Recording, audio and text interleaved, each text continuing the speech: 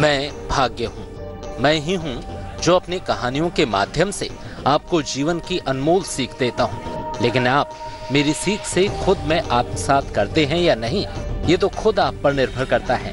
क्योंकि अगर आपने मेरी बातों को, मेरी सीख को आत्मसात कर लिया तो यकीन मानिए आपका ये जीवन आनंदमय हो जाएगा।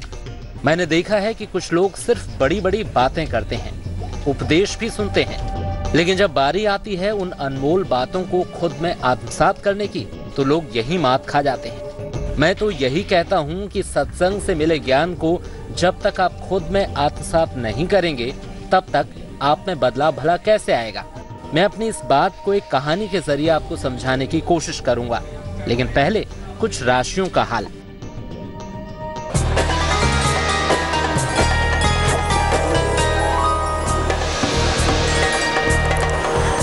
पंडित शैलेंद्र पांडे की सलाह मेष राशि के लिए। वाहन ध्यान से चलाएं, बुजुर्गों का सम्मान करें, लाल कपड़ों का दान करें, शुभ रंग गाजरी, भाग्य प्रतिशत 88।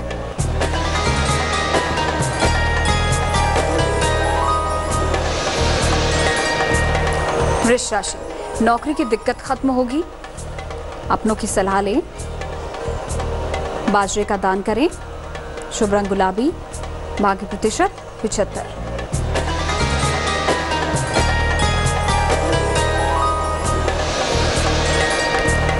मिथुन राशि, आर्थिक स्थिति बेहतर होगी, वाहन खरीदने का योग है, नारियल का दान करें, शुभ रंग मरून, भाग्य प्रतिशत 69।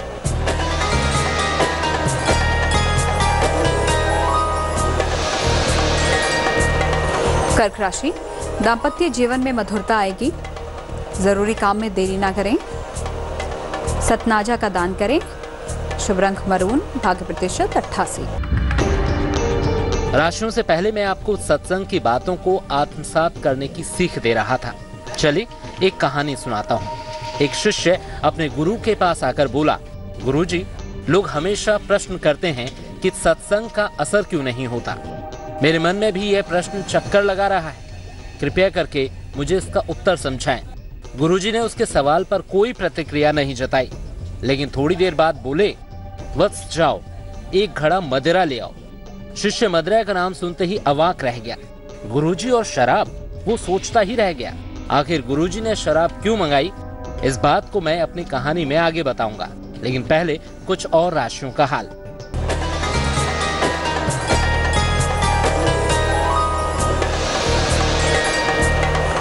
सिंह राशि, नौकरी में लाभ होगा, बड़ों का सम्मान करें, लाल चंदन का दान करें, शुभ रंग गुलाबी, भाग्य प्रतिशत 67।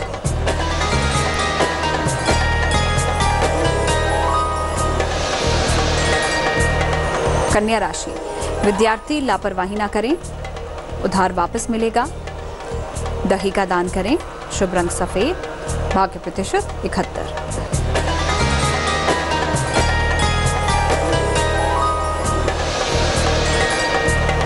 तुला राशि, स्थान परिवर्तन से लाभ होगा, रिश्तों में प्यार बढ़ेगा, गुड़ का दान करें, शुभ रंग नीला, भाग्य प्रतिशत 80।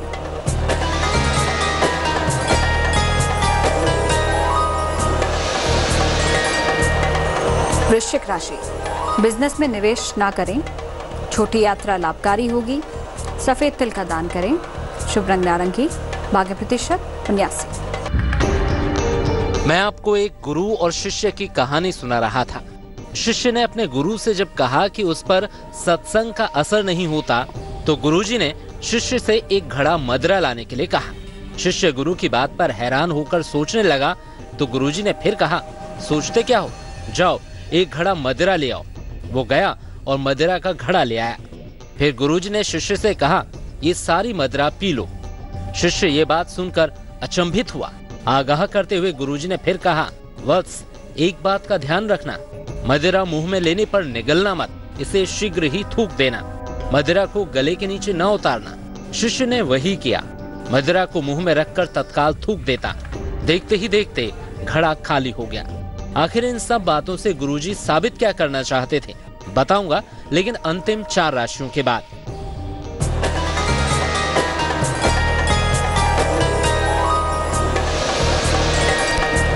धनु राशि, यात्रा का योग बनेगा। माता पिता के साथ घूमने जाएंगे। चना दाल का दान करें। शुभ रंग गेरुआ। भाग्य प्रतिशत 68।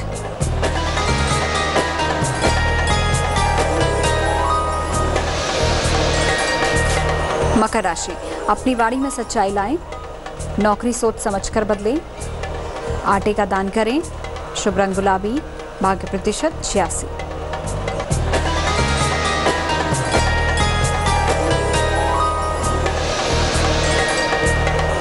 कुंभ राशि, उधार धन वापस मिलेगा। घर का खाना खाएं। सफेद मीठी वस्तु का दान करें। शुभ रंग नीला। भाग्य प्रतिशत 78।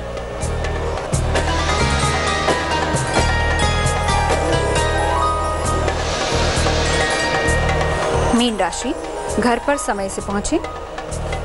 विवाद ना करें। गुलाबी वस्त्र दान करें। शुभ रंग ग्रे। भाग्य प्रतिशत 85। मैं आपको एक गुरु और शिष्य की कहानी सुना रहा था। शिष्य ने जब अपने गुरु से कहा कि सत्संग की बातों का उस पर कोई असर नहीं होता, तो गुरुजी ने उससे एक घड़ा मदिरा मंगाई और कहा, इसे मुंह में भरकर थूकते रहो और तब तक थूको जब तक घड़ा खाली ना हो जाए। जब घड़ा खाली हो गया तो शिष्य ने गुरुजी से कहा, गुरुदेव, घड़ा खाली हो गया। गुरुजी ने पूछा, तुझे नशा आया या नहीं?